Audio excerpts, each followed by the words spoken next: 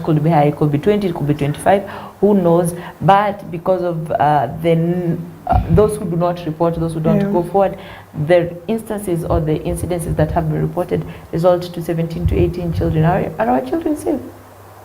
Yes and no. Yes. So who is a missing child?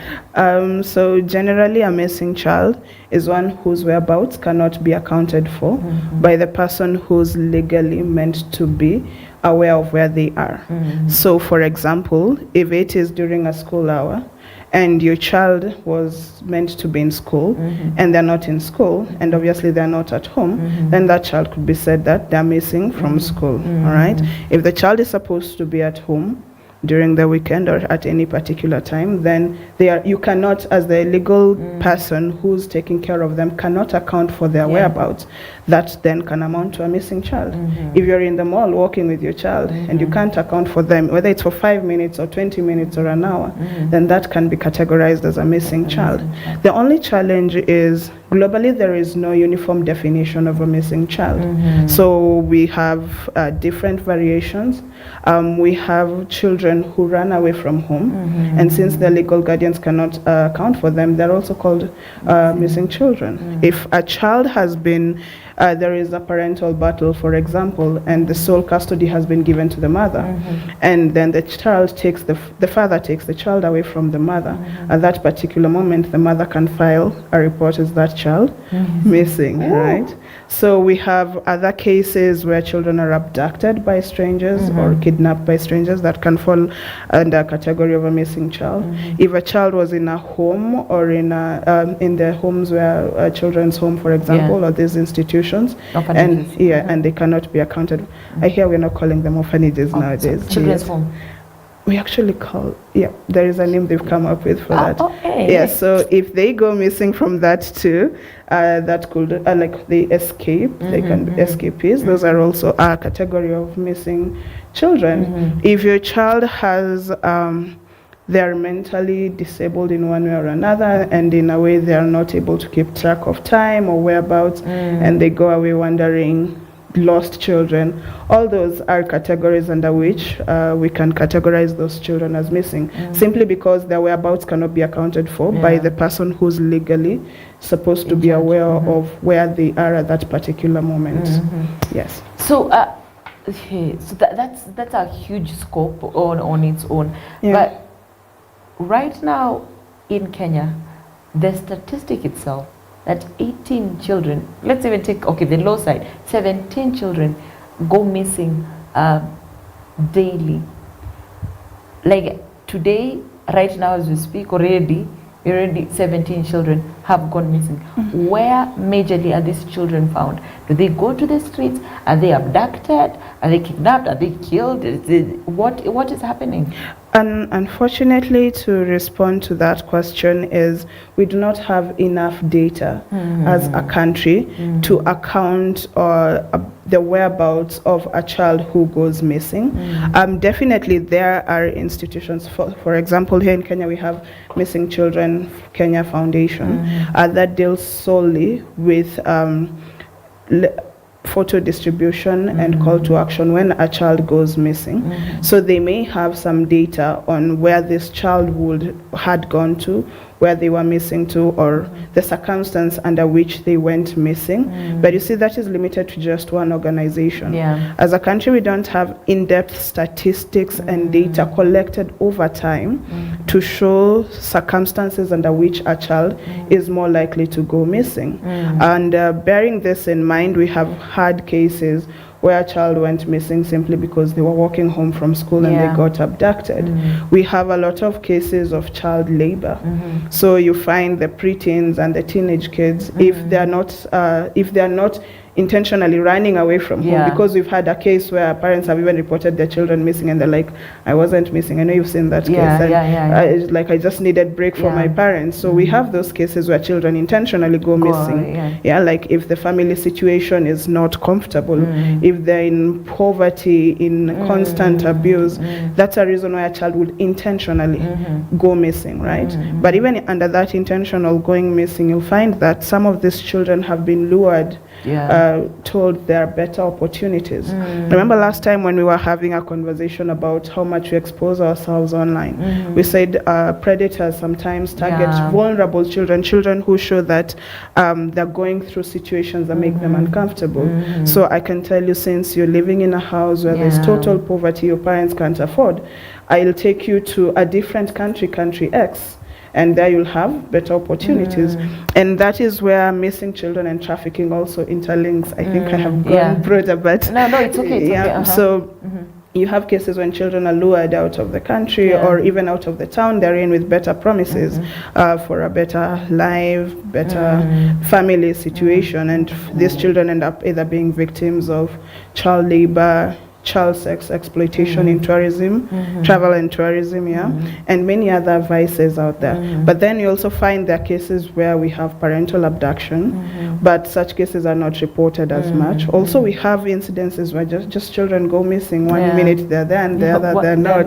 And we have had cases where a child was abducted in Nairobi and found a week later in Kitui. And unfortunately for me, I cannot tell you the circumstances under which this child was found there, because that's not information that is out there in the public. So I think as a country, we have the responsibility right now to take the issue, given the statistics, to take the issue a bit more seriously and focus on the fact that we need to know circumstances under which children go missing and how we can prevent it from happening on the onset.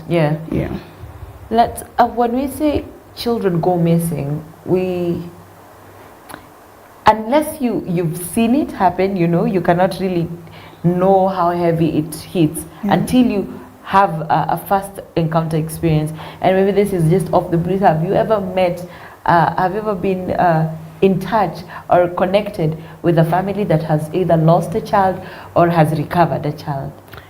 Yes, in both circumstances. At one point, a neighbor actually lost a child for a couple of days, and the child was eventually recovered well and good, but the circumstances for their loss was unclear. And then you find in cases whereby if it's a single parent whose child goes missing, there is even a lot more stigma around it, because you find the community generally blames the parent. For the singleness. Like you should have taken better care of your child. And let's push this to a later minute to discuss, but that also looks at the impact of a child going missing on the larger family, something that we also need to consider. And yes, I've also had cases where friends have lost their children and they're found in different locations, many counties away from where they were initially. So these cases are something that I have seen. Some have been referred to me, and which we refer back to the Missing Children Kenya. And Missing Children Kenya works very closely with the Directorate of Children's Services, the Department of Missing Children, because there's a specific department on that. And in line with that, I'd like to say that given my work that it's regional, Kenya is so far taking the most progressive steps towards addressing the issues of missing children, which is saying something, because in most of sub-Saharan Africa, the issue of missing children is not considered as an issue that should be given the forefront in terms of addressing. And one of the issues, when ICMEC started working in Kenya under missing children, the first thing you'd find when we're doing interviews is people would say, I went to the police station, I reported my child was missing, and I was told, go back home, your child will turn up eventually. It's in the nature of children to disappear from home for a while, right? And maybe back then, it was the nature of children, but right now things have changed, right? Meaning that even the law enforcement and the people that we are making reports to at the local level, the chiefs, the village elders, they need more information on the urgency of a report of a missing child. Wait, sorry to cut you short, but at what time should you report your child is missing? At what point do you say my child is missing, and when is it atakuja tu? When do you brush it off, and when is it alarming? We say immediately you notice your child is missing, it is important to report. But that immediately means that if we're in the house and I send my child or my children are outside playing, and I can't see her, I can ask the neighbors first, the kids around, have you seen my children? Then when I make sure they're not in the places I would expect them to be, then in such a case I will report my child immediately as missing, because where I'd expect them to be, they're not there. not. But if you're in a mall, for example, that's a very crowded place. Yeah. The moment you lose sight of your child, report it immediately, so that even probably the guards can be able to marshal up and assist, and probably most malls have the public address systems and all that.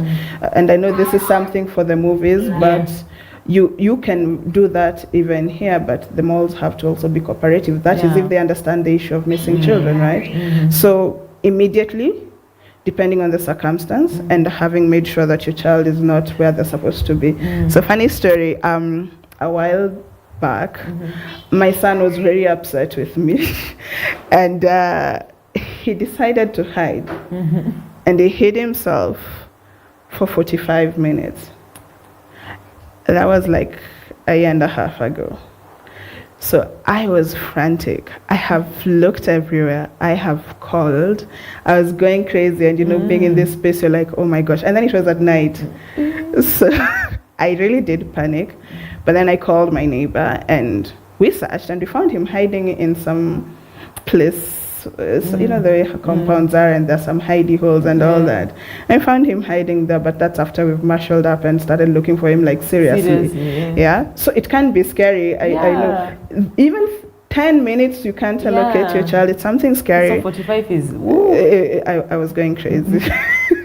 Yeah. So it can happen. We just need to know the necessary steps to take, and hope that the people we are working with at that particular moment understand the seriousness of the situation and are able to respond appropriately to the circumstance under which the child goes missing. To whom are we reporting to? When you realize you've already explained perfectly actually how to report, when to report, right? The moment you just don't see your child where they are supposed, or where they tend to be, report. To whom? Report, because we say it is better to overreact than to underreact and assume they'll show up. Because the worst could actually happen in a span of 10 minutes, right? 10 minutes is a lot. So whom do we report to? First of all, we have Child Helpline Kenya, which is 116, and I mentioned it the last time we were here.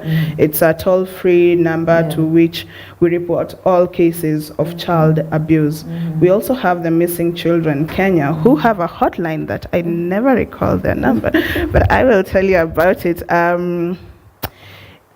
will tell you about the hotline number towards the end of the session, but also Missing Children Kenya have a hotline where you can report cases of missing children. And the good thing about that is they follow up, actually. They take all the details, like the photograph of the child, where the child was last seen, and then they generate a digital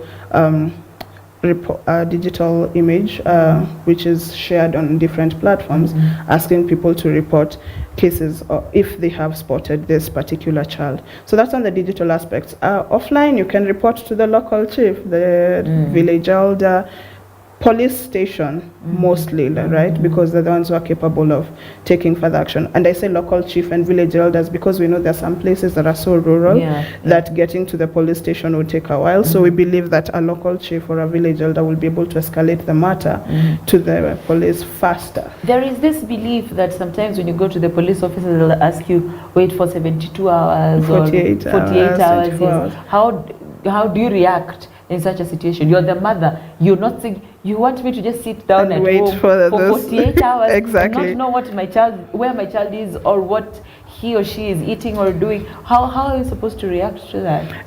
I think that shows the knowledge gap in terms of awareness, especially for the first responders, which is a very big gap.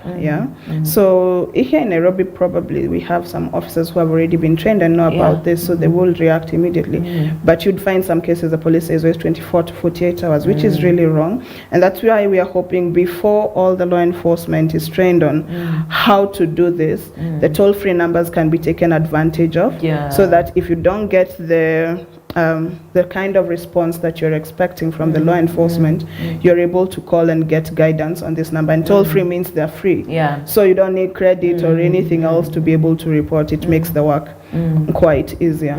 Yeah. All right. The police officers, once they report, what's the procedure like? Once you report to them, what's the procedure like? What are they supposed to do? What's the action they're supposed to take? There is no standardized action, but now that you asked, actually this 25th of May, the ministry, the Directorate of Children's Services under the ministry will be launching the Missing Children Case Management Guidelines. Wow. These guidelines are meant to show the step-by-step procedure that should be taken once a child has been reported missing, and also the role of different stakeholders in that process. So that is from the point of reporting to the investigation to when the child has been recovered and reintegration back into society, because that is also something really important. But right now you'd find that once you report, sometimes you just get the OB number and the police officer will be like, wait, we'll follow up. So they'd probably ask, some stations would ask you for the photo of the child. Some would put up posters. Nowadays you go to most of the social media sites and you find the citizens are taking it upon themselves and putting, hey, this is Chibalonza, she went missing, she was dressed in this. If you've seen her, call her father or mother on this number. Now let me say this, that's not the right approach. Because you find that most people take advantage of the situation, and you'll be like, I know where your daughter is, give me 10,000 and I will give you your child. See, putting the parents' phone number out there is actually opening the Pandora's box to more trauma, because we know everyone takes advantage of situations, right? Meaning that there are people who will genuinely try to help, but there are people who will take advantage of the situation. So as I was saying, if you make that report and the police would probably report, or the ones who are aware would liaise with Missing Children Kenya, who will come up with a poster, and in that poster there are details about the child but not about the parents. So for example, when you send let me just read for you. When you're doing for missing children and you want to send out their details, a poster technically contains a clear recent photo of the child, the full name of the child, the gender, whether they're male or female, their age, where the child was last seen, what they were wearing, right? And stuff like where they go to school, that is not necessarily a must to be put in the poster, right? Unless they got lost within the school setting. Or with the school uniform. Or with the school uniform. Where the child got lost is also something important to note. So where the child got lost to, the time they were last seen, as close as you can remember. If the child has a medical condition, it is also important for that to be on the poster. And then ask the public to report to, so if the child got lost in South Sea, or I don't know, the closest police station, tell them to report to that particular police station, or any other police station where, if the child got lost in South Sea and they're found in Kitui, definitely report to that Kitui police station, right? So the nearest police station. And then other than that, instead of giving the parents contact, you give the contact of Missing Children Kenya. So the reports will all go to Missing Children Kenya, and then they will be able to sift through and see which one pans out. And Missing Children Kenya works very closely with the law enforcement, including the DCI, the Anti-Human Trafficking and Child Protection Unit, which is a specialized unit that deals with child matters in Kenya. So they're able to forward any information they get to the DCI, and they are able to follow up on the investigation process. So the toll-free number for Missing Child Kenya is 0800 22 33 44.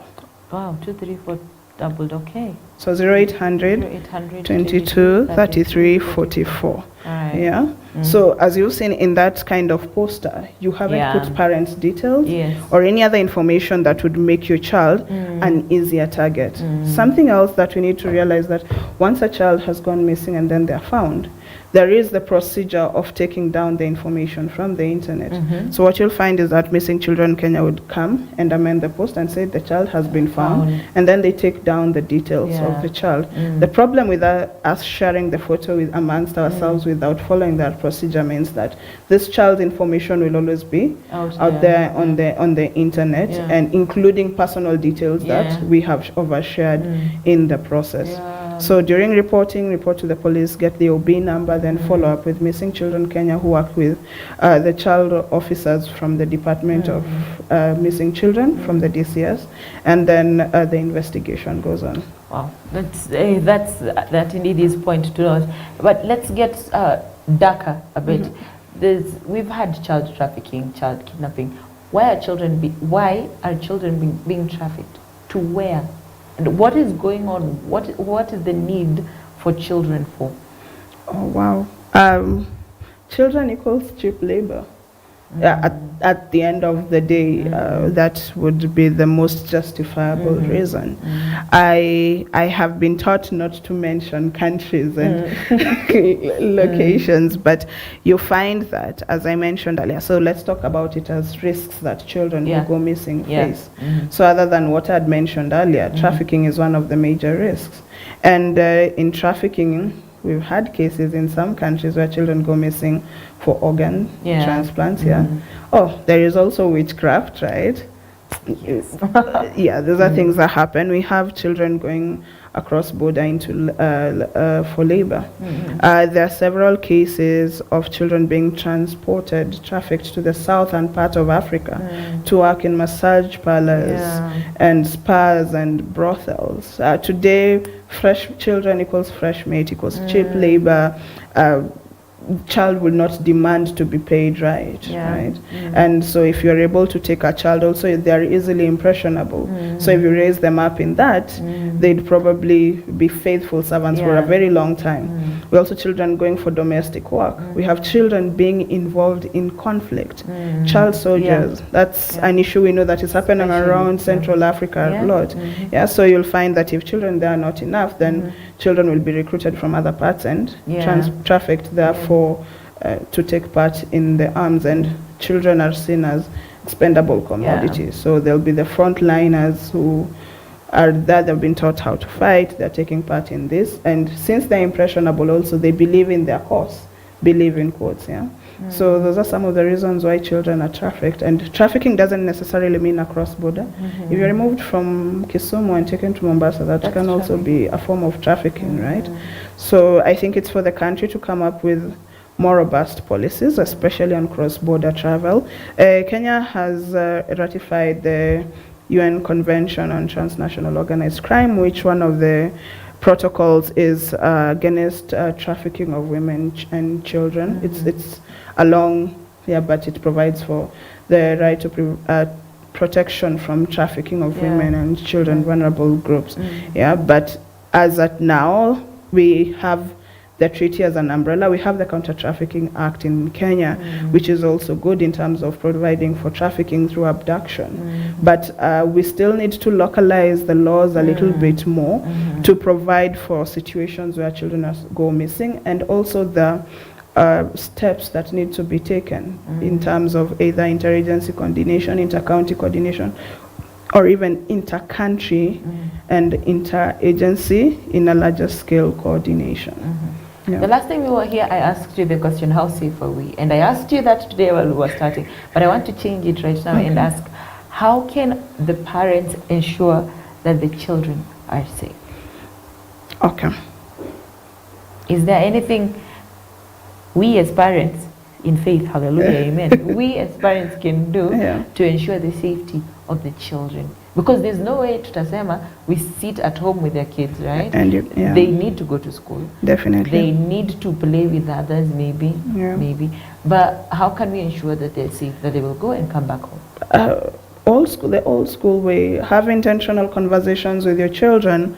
The same way we say don't talk to strangers offline, don't talk to them online, right? Create a safe environment at home where your child can express their fear or discomfort towards particular people. Mm-hmm. We also encourage children to know their parents' name. You ask the child, what's your dad's name? Daddy. And your mom? Mommy. Even if this child has just gotten lost in the mall, how would you help that particular child? You say it's difficult. So from a very young age, let your child know your name as the mom and the dad, or even at least one parent's name. Let them know the phone number. Make sure your child crams the phone number from as young as they can. That makes it easier for them to be reunited with the family once they are spotted and they know where they're coming from. Let them know, like, something basic, like, where do you live? You don't need to know the exact house number, but just say, I live in Bamburi, you know. So that means that even if you get to Bamburi, the likelihoods of someone knowing that child are higher than if you ask child, where do you live? At home, you know. So let's start educating our children from a young age and help them to start being aware of their environment and also to know that they can feel comfortable talking to the adults in their lives, the family, and also advise them, when you get lost, don't go asking anyone for direction. Most of the time we say ask someone who's in uniform, you know, a security guard. The chances of such a person misleading a child are close to nil than asking a random stranger, you know. And in most of these places, if you see a security guard probably standing outside a shop, high chances are that shop even have CCTV cameras and what have you.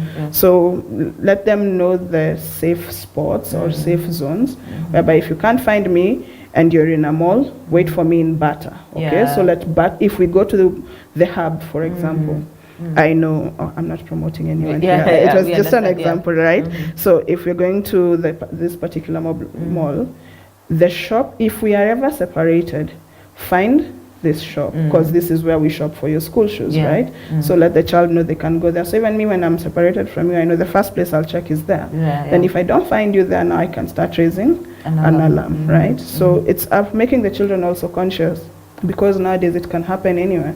And parents to simply pay attention. Don't be on your phone when you're in crowded places with children. Shout on that point. Shout on that point. Be attentive when you're with your child, especially in crowded spaces. Okay. Let's talk about now, bad luck, the child is missing. What happens to the parent? How do we take care of these parents, knowing very well that, of course, mentally they're very unstable. At that time they can climb the mountain and sweep every ocean just to be with their children. And how well taken care of are these parents, and what can we do to help them stay stable till we find their children? That's a good question. And just in response to that, last year, ICMEC, in partnership with the department, we did what we called a gap analysis, which is a multi-sectoral research and capacity assessment that looks at the steps the country takes in the case when a child is reported missing. Actually, here's the document. So in this, we were looking at how prepared the country is in handling cases of missing children. And again, as I said, Kenya is doing very well, but we are not anywhere close to reaching even the 50% mark. Because as for the question on victim and parent support, we still lack a lot, because first of all, there are no psychosocial support, as we call it, which is the guidance and counseling of the parents, the community, and even the child when they're found. Most of the time, this is optional. Actually, not most of the time. All the time, it is optional. So if my child goes missing and I report, I have the option of receiving counseling or not. If I decide to receive counseling, the question is, where can I get a social worker who would offer it to me for free? At this point, we don't have many as such, and not spread out across the country. So maybe the other option is going to Missing Child Kenya for counseling service. But then again, you find also they're understaffed in terms of counselors. And it's not their problem. It's neither of the department's problem. It's just the fact that there are not enough resources that have been channeled towards this particular issue, right? And then secondly, you find there is a lot of stigma around counseling, psychosocial support, both for the children and for the family. So if I come and tell you, Chibalonza, your child is missing, let me talk to you. Tell me, what are some of the situations in which your child will go missing? The first thing you'd think I'm doing is judging you. right? Yes. So you'd find that parents and communities really avoid seeking counseling services for themselves.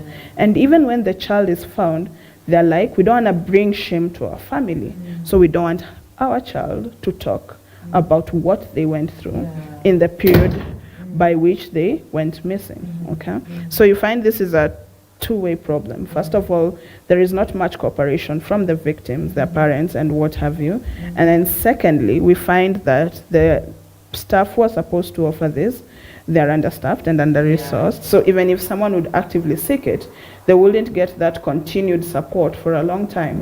And they might have to actually seek professional paid counseling. And in most cases, it's not as affordable as we may think it would be. So generally there is no legal framework that is there by the government to support these families when they lose their kids, or when the kids go missing, or even when they are found, right? Sorry, by legal framework you mean? Like your child goes missing, right? Yes. You find the child. You have no idea where the child was, whom the child was with, and you have no one to report to. What is like the legal framework? Kuna kufuatilia, like does the law go to try and figure out where my child was, whom he was with or she was with, and take legal action against that child because they were having my child illegally? You can file a case. You can follow the legal process and file a case of either child abduction, kidnapping, trafficking, because these are offenses under the law, but it is your own initiative, right? Okay, so it's not automatic. Ati mtoto alipatwa, we'll get to the bottom of the matter. If we catch the perpetrator, or if the perpetrator is caught and they're like, you are the one who had this child illegally, then you can be sued, right? But there has to be evidence to prove the illegality, and also there has to be the cooperation of the parent who will say, yes, my child was missing. But in most cases, the parent will be like, we've gone through enough. We found our baby, that's enough. We don't want to get tangled up in all these legal proceedings and what have you. That is the reason why this perpetrator will repeat it again. Definitely, yes. Because in terms of punitive measures taken, we are still in the process of making the structures robust enough to make the victims feel comfortable enough to come forward, and also for there to be active investigations into these cases. It doesn't mean that it doesn't happen, but half of the time you'd find that the victims do not want also to collaborate or to cooperate. To cooperate on that. And also the issue of relieving, that's called re-victimization of the victims. So we have a good structure in the country in terms of child courts, the judicial process, where we have child-friendly courts in some areas within the country, in Nairobi and I think in Mombasa, which is not enough, but it's a positive step. But in these cases where you find there are professionals who actually talk to the child in a way that helps them not to relive the worst of their moments over and over again. But this is not something that's widespread, and not most people are aware of it. So even if a case is brought forward without victim cooperation, then there isn't much that can be done by the law enforcement. But the law enforcement actively investigates a case. If they know you're a kidnapper or an abductor, or you have that, they have caught you in the act, even without the victim cooperation, the law enforcement has the mandate to continue following up the breadcrumbs to be able to bring a case against the perpetrator. That answers me perfectly. Answers me perfectly, because I was wondering, because I'm sure there are parents or families that will not want to go and relieve it. You know, going to court, when the prosecutor or the defense attorney asks you, defense attorney, do you use that term here? Anyway, the movies. And the prosecutor or your lawyer would ask you, please tell us what happened on that day. And you know, when you start, it was on this day, it was raining, and now anytime you see the rain, you are so scared, you just want to hold your kid. And now the thought of you having to relive that experience over and over makes you not want to go participate. to participate. But if you, vile tu umesema, now the state itself can walk in, and if it finds anything tricky or funny or something that is just not right about someone, it can investigate on its own and put this person behind bars. Then I think that is a good step. Perhaps I will ask, though, after the child has been found and everything, is there any compensation that is given out to the family? Uh, Ideally, there is supposed to be a victim trust fund. I know for sure what I know is for victims of trafficking, whether children or adults, there is usually a compensation that is given for them. For missing, By who? the state. Okay. Because there is the victim trust fund, victim fund. I can't remember the correct name, but it's a victim fund for trafficked victims. Yeah, so whether children or adults, that cuts across.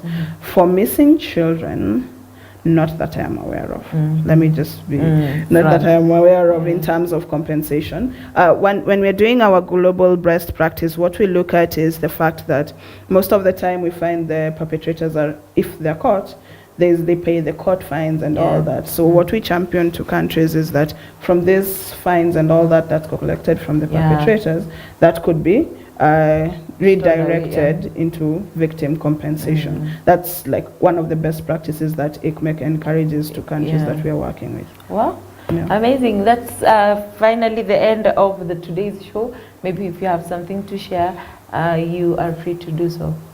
Thank you again for having me here.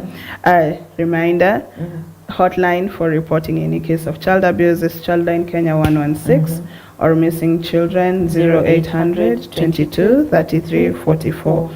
DCI also have their own toll-free number, Kenya Police. They're quite a number, so you're not limited. And also do not be discouraged. I think we are heading towards the right direction.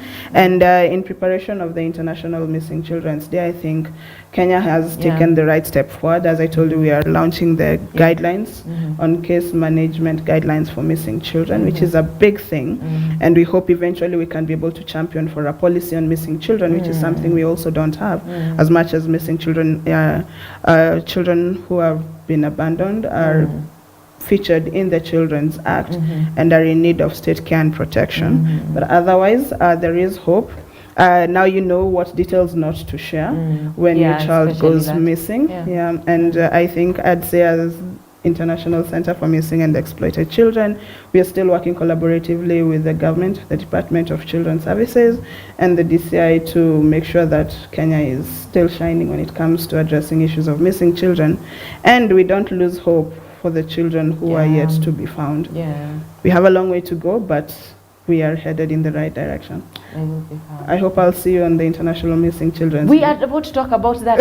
In fact, the moment these cameras go off, that is mini discussion number one. Yes, it will be at Koinonia Community, Longong Road, on 24th. That's on Friday. That's on Friday. The main day is normally on 25th of May. But it will be on a Saturday. But it will be on a Saturday, so the event will be on 24th of May at Koinonia. And I hope you will be there. We will be there. Right. Okay. Awesome. Right. Thank you very much for your time, Athena.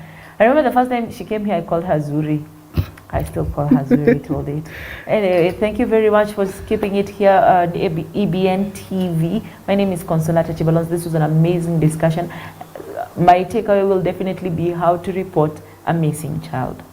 Don't put everything out there. This thing is traumatizing not only for the child, wherever he or she is, but also for the parents who are eagerly looking for their children.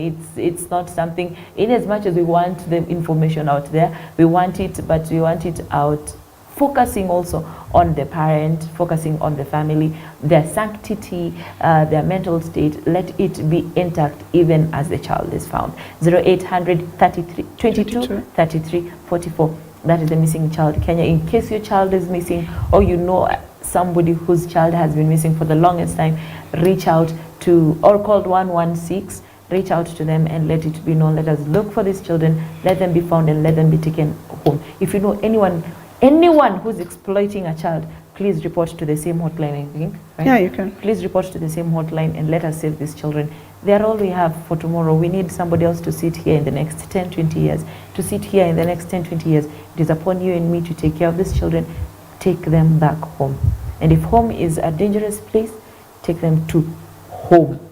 And 116 or 0800 22 33 44. I cannot stress that enough.